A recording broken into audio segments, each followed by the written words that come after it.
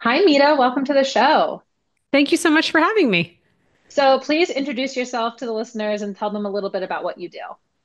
I am Mita Mallick. I'm been both a marketing executive and an HR executive, and I'm on a mission to fix what's broken in our workplaces. And I like to write, speak, teach about all of these topics. And I have a new book that we'll be discussing called The Devil Emails at Midnight. Yeah, the title is really striking. I'm curious, what inspired the name and when did you know that you needed to write this book?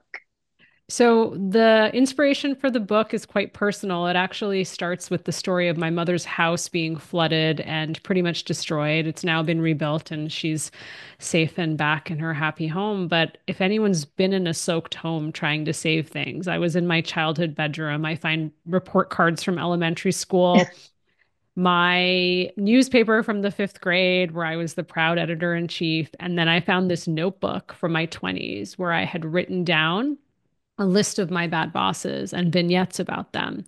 And I had this Mean Girls burn book moment where I thought, what if I'm in someone's notebook? What if I have been a bad boss? And I certainly have. And so I write a lot about how to survive toxic workplaces, how to survive a bad boss. But I thought, what if I looked in the mirror and admitted to myself, I've been a bad boss and I'm actually negatively contributing to a work environment? And so that was the inspiration. And as you know, the book opens up with the devil who emailed at midnight. She never had time for me during the day, except during the hours of 10 a.m., 10 p.m. and 2 a.m. to dump out her inbox on me. So that was the inspiration for the title of the book. I also feel like that is so common in the sense of like the boss who also probably was in meetings all day and then get didn't Yes. get to their work. And so it was sort of this vicious cycle of like the way the workplace has been set up, Yes. I feel like does create that, like has a higher likelihood of creating bad bosses and then has that cycle. I know we're going to get into all this, but there is a part of me as someone who's been a boss where I'm like, I wonder if that's the only time that she could send an email though, Yeah. and I just think because you've been on both sides, like I Sure. have a lot more empathy for bad bosses Absolutely. as well. Okay, but you did share that you've had both bad bosses and you've been one. So I'm kind of curious, what helped you find the courage to examine and share your own leadership missteps? Because I do think it takes a lot for people to be able to say, I am contributing to also being a bad boss, especially if you're someone who's like keenly aware of what makes a bad boss. That's a great question. Well, in The Devil Emails at Midnight, I go through 13 archetypes of bad bosses. I included myself because how can I talk about this without talking about my own leadership journey? And I talk about when I lost my dad suddenly in 2017, and it was so sudden, and a phone call from my mother changed our lives completely. And I buried the grief and I thought it would just go away. I remember coming back to work and my boss at the time saying, "Oh, you finally got your mojo back." So it was even like I wasn't allowed to be sad at work. People Yeah. wanted it to be like I got the flu and I got over it. And it took for me, I was yelling at my team. I was screaming at them. I was micromanaging. I was macromanaging. I was doing a lot of things that I wasn't proud of. And someone who I really cared about during that time resigned from my team. And I remember getting the notes from HR. And yes, we did do an exit interview. I don't know if those are canceled, but people should be doing exit interviews. I remember looking at and reading it, and I was just crying, and everything she had said was right. So I think sometimes you have these moments when people serve as a mirror, and the signs are there. It's whether or not we choose to look at them and accept them. And also, I would say, like, sit in the silence with yourself, which is uncomfortable. I think most of us know when we're behaving badly, if we're honest Right. with ourselves. And how do we actually think about how we can course correct our Yeah. behavior? Well, and I want to get into the course correction, but I want to take a step back and talk about you did break down these 13 distinct bad boss types, and it's everything from the micromanager to the spotlight stealer. Can you talk a little bit about the types and what type do you think causes maybe the most damage, but maybe also tends to fly under the radar? Like, I feel like the micromanager is like the one that we've got that one labeled. We know that one. Yes. But maybe like what are some of the like lesser known bad boss types? Yeah, the lesser known would be the cheerleader. I, as you know, nickname all the bad bosses. And why do I do that? I've always done that in my career to create some sort of emotional distance. But you're like, hey, that could be me. And the cheerleader is the person who practices toxic positivity. And this is really important in a time when markets are in flux. There's so much happening that could be impact to your company. Competition is outpacing you. You're dealing with tariffs, right? Things that are happening, and you're like, "Well, how am I going to make this business work? How am I going to reach this goal?" And you have this boss who refuses to acknowledge that and is like, "You can do it. What doesn't kill you makes you stronger, right? Just stay the course." And you're like, "That's not going to work because the Yeah. 10 things I needed to achieve this goal, I know now only have three of them." Right. And so that I think is the thing that is actually a really silent killer of culture that we don't talk enough about. And I'm not saying that people shouldn't be positive and optimistic, but I'm saying you need a dose of realism when things change. Yeah, it's like I don't know, an example in my world is like SEO is changing. And it's Yep. like there you can't have a boss who's like, I don't know, you'll just figure it out. I believe that Right. you're going to figure out. Like you're strong, you're smart enough to figure it out. And you're like, I actually cannot figure out this algorithm Yeah. situation, Right. Yeah. so like that's like a real example in my world where it's like it is more helpful to have a boss who is like, this is bad, this is changing. We, Absolutely. we need to together figure this out. So I agree. I think your job as a boss too is sort of not to necessarily have always the right answer to your point, always be positive, but to be real, to be like, this person where you're like, oh, that person does live in the same reality that I live in, that kind of Yes. thing, like we're both in Absolutely. this together. In it together. Yes. So you write that bad bosses aren't born, but they're made. I would agree with that. So let's go back to what are some of the patterns or systems that tend to create bad bosses in the first Mm, place? that's a great question. In my own experience and what I've studied, I think about three moments where bad boss behavior can really spike. And the first we just mentioned is the market. Something's happening in the external market that's Yeah. creating havoc and pressure on your company. Number two, it could be, as in my house, we say poo poo trickles down. So bad boss behavior, your boss is behaving badly. They're under stress, and then you are taking on that stress. And the third is we just talked about grief. Something personal is happening. You've lost a loved one, you've suffered a miscarriage, there's a divorce, empty nesting, something happening with children, family members, and you're bringing that into work, whether you realize that or not. And those are moments where I think about when my bad boss behavior tendencies come out. What about the like I think of like work practices, like the practice of everybody working is unsustainable. Like, wouldn't that also create a bad boss where you're like, that person is trying to manage 10 people and they're one person or something like unrealistic? Yeah, and that's probably goes back to number one in external forces. Like, why can't the company scale up? What's Yeah, happening internally where there's no budgets, or they're like, hey, Mita can take all these people on because she's just the overachiever, right? So it's like exactly what you're saying. Like, what's broken structurally that's causing people to take on too much, and then people can only take on so much, and then bad boss behaviors show up. right, right. It's like when you are under resourced, you're Yes. going to pull from somewhere. And sometimes the pulling is like, I feel like this happens with moms a lot too. As someone who's a Yeah. mom with kids, I'm like, when I'm under resourced, I have a shorter temper. Like my fuse is short, Yeah. and I but definitely am otherwise feeling I'm that these okay. days. Yep, it happens, and you have to check yourself. Yep, Yeah, absolutely. totally. Okay, I want to talk about course correcting. Maybe someone is listening to this and they're realizing either they might be showing some bad boss behaviors or maybe they've got one and they want to like find a way to subtly convince this person to course correct. But what are some practical things that they can do to make these shifts? For me, I've always leaned on my writing. And so when I think about that first piece on self-reflection, sitting in the silence with yourself, I think most of us know when we're behaving badly. And it's sitting in the silence. And for me, it's like I started a work journal where I started writing down patterns of things I was seeing, particularly when I had lost my dad and how I was behaving at work. And so patterns start to emerge. Do you get irritated when people ask you a question? Are you losing your temper over the smallest of details? Like, what is the root cause? What's happening that's making you react that way? So I think you have to identify what that is, and that's important. And then you have to be willing to work on it. People ask me a lot, like, if I'm working for a bad boss, what can I do? The one thing you can't do is you can't change their behavior. You can be a mirror for someone, but you can't change their behavior. We can only change our own behavior. So you have to commit to working on that one thing.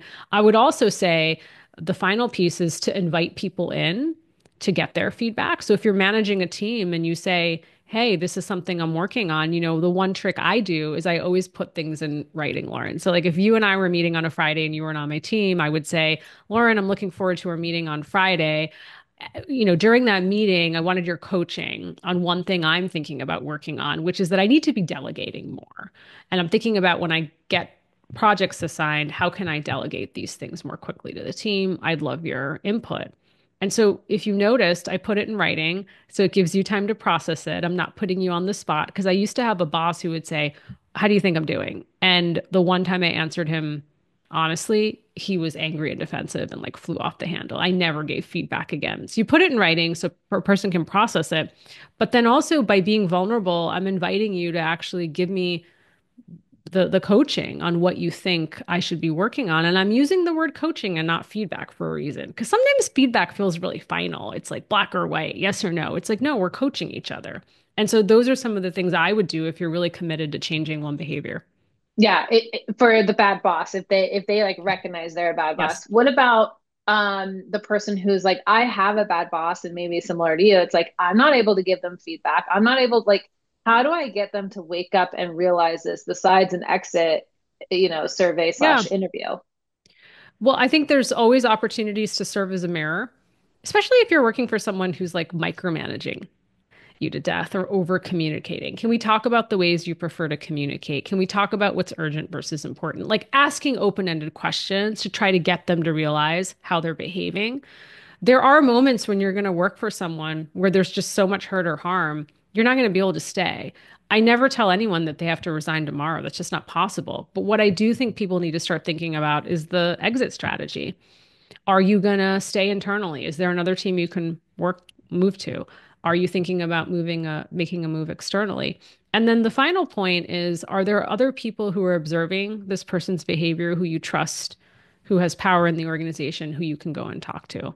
And so Mhm. those are some of the things. I think the worst moments in my career when I had a bad boss and I did nothing, it impacted my productivity, my performance. I went down the spiral.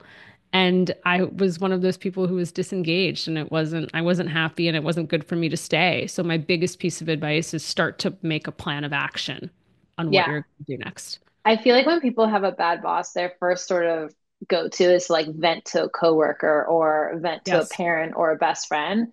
And I'm curious, what have you found like in the way people process having a bad boss? Like I do think having a bad boss is harder on your mental health than Yes. 99.9% of other things. So like what are some things that you can do to more health, like have a healthier way of process? Like this boss isn't a good fit for me, but I'm not going to like lose my confidence and my career momentum in the process. Like, what can I do? So you have to have a strong support system of people you can lean on that I've had, and I've been really lucky and grateful for that. And you have to make sure that those people support you. It's interesting generationally. Like if I was still talking to my dad, rest in peace, he probably would have said for me to stick it out, right? The workplace is really different now. Like we have options, and so you don't have to sacrifice your mental health to stay. I'm not saying that people don't need to pay bills, but I'm saying we all have a choice to make on what we want to do next. And so I think that's just really important to consider those things. Yeah, and I also think if you've had a bad boss, the idea of going somewhere next is like, how do I make sure this doesn't happen to me again? And Yeah, I do have kind of this saying like you take yourself wherever you go. So I also feel like it's really important that you examine the parts that you can control. For example, if you have absolutely. a bad boss relationship because they love communication, you're like, every Friday, I just don't send them an update. I just don't do it. And it's like, okay, so you might be making it worse because like Right. they really But what crave can you communication. control? Yeah. Yeah, yeah. And I wanted to go back to the other question you asked of like, what do you do when you're working for a bad boss? I talked about community. The other thing I really leaned on to keep up my confidence is for anyone who's listening is go back to childhood hobbies or things that you enjoy doing, whether for me that was writing or, starting to run again or things that I can continue to build my confidence where you feel like in the workplace it might be being chipped away at. Yeah, I mean, the last thing you want is for them to take your career confidence while Yes. they're in their bad mood. Yeah, I think my other question sort of with like interviewing or like Sure. you're out there job searching, maybe you have like one interview with a boss before you get hired. Like how are there some like good interview questions or good things you can do to sort of research and investigate like the culture or that team dynamic Yeah. before you accept a job? Yeah. I would start by actually watching for nonverbals in an interview. How you're treated in an interview process is a preview to what the work experience could be like. And so if the boss is disinterested, disengaged, interrupts, talks more than listens, if they're repeatedly late for interviews, those are all signs. And I've seen those signs, Lauren, and I still took the job because I Yeah. wanted that brand name on my resume. So watch for the nonverbals. And then to your point, what do you do? Like, how can you get more information? I spend a lot of time on LinkedIn. It's my social media platform of choice. You can do reference checks on each other. You just can. It's just how the world is. So ask around if you see connections. And if people don't provide a reference or don't get back to you, that could be a sign. Listen to what they say and don't say when they're talking about somebody. And then also, I mean, there's Glassdoor, there's Fishbowl, there's so many different ways to look at reviews. And of course, you take those with a grain of salt, right? Because some of the reviews can be really glowing, some not so much. But there are so many ways to find out more. And then the last thing I would say is, when I get an offer, I'm in the driver's seat. And then I go back to a company and say, I'd like to meet with two more people just to get a sense of what it's like to work here and what their career progression's like.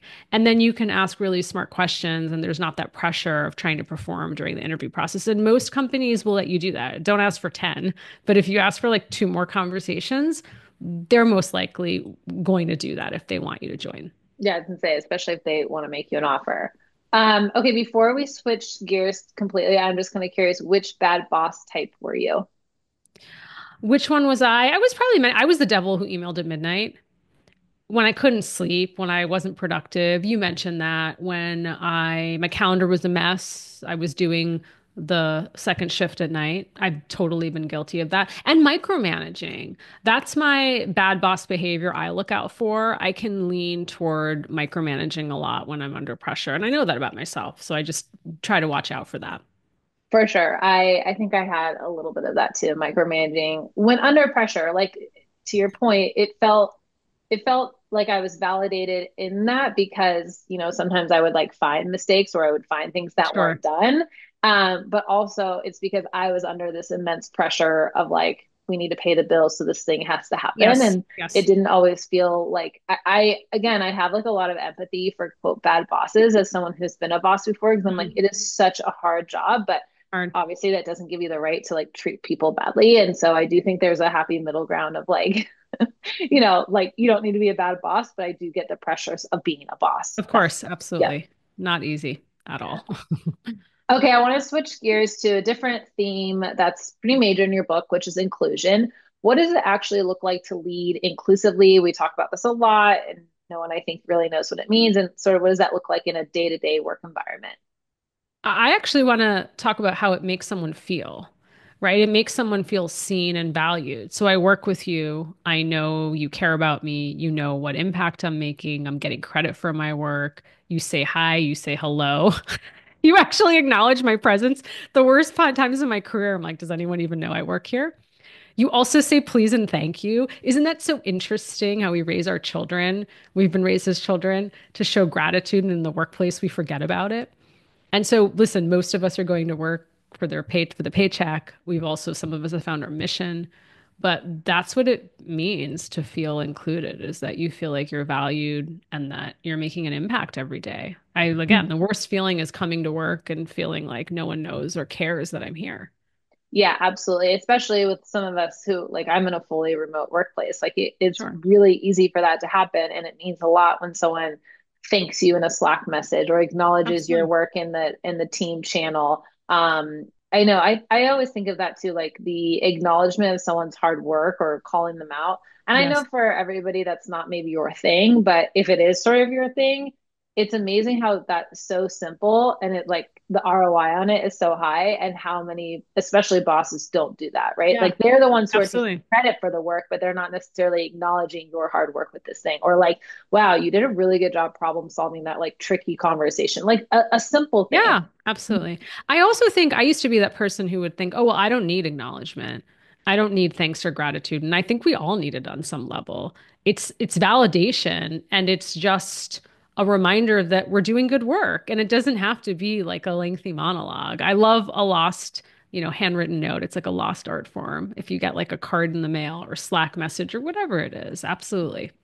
Yeah, well, when it's in writing, it's really nice because then you're like, Yes, save you that can to the save smile it. pile. Yeah, yeah, Yeah, yeah. yeah, exactly. Okay, so some of our listeners might be earlier in their careers. What advice do you have for navigating toxic boss behavior when you don't have much like quote power or influence because you are newer?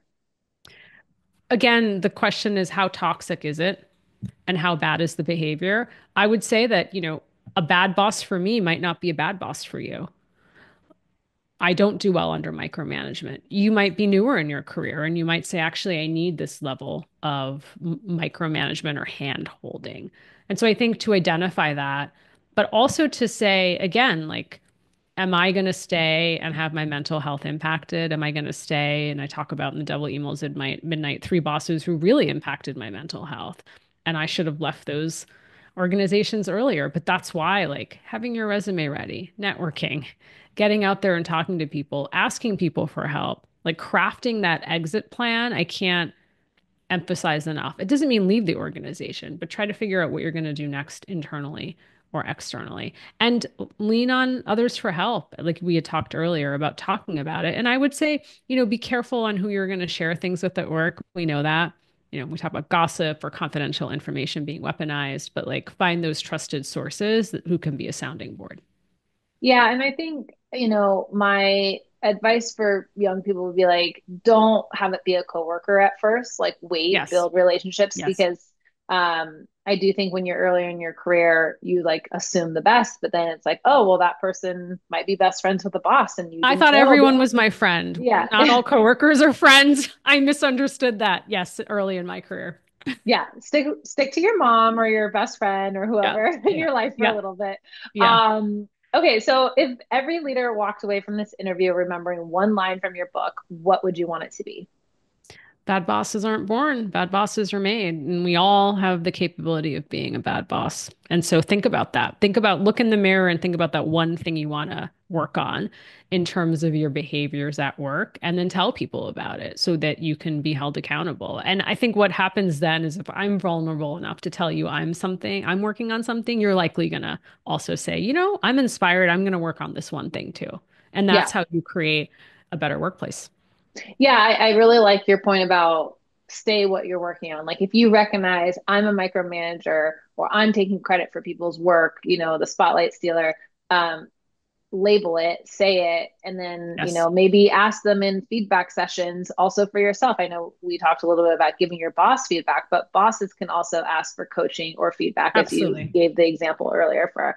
Well, Mita, this has been such a good conversation because, as we all know, someone's going to have a bad boss at some point. So, and Yes, if you have a good boss, I think hopefully one of the things you walk away from this conversation is also recognizing like what a gift that is to have a good boss. such Like, a gift. yeah, yeah. And some people they figure it out a little earlier on, so that's great. Okay, so your book is called The Devil Emails at Midnight. Let everyone know where they can learn more about your work, follow your work. I know you mentioned LinkedIn, but say it all again, and then we'll put all of that in the show notes as Yeah, well. thank you. So please check out The Devil Emails at Midnight, What Good Leaders Can Learn from Bad Bosses. You can find it on Amazon or at your local independent bookstore. You can find me on LinkedIn. I love to meet people there and start conversations. Also, mitamallick.com. And Lauren, I'm going to leave a little inspiration for everyone. If you've had a good leader, reach out to them today. Send them a note. I did that. I wrote to someone that I worked for 10 years ago and just said thank you.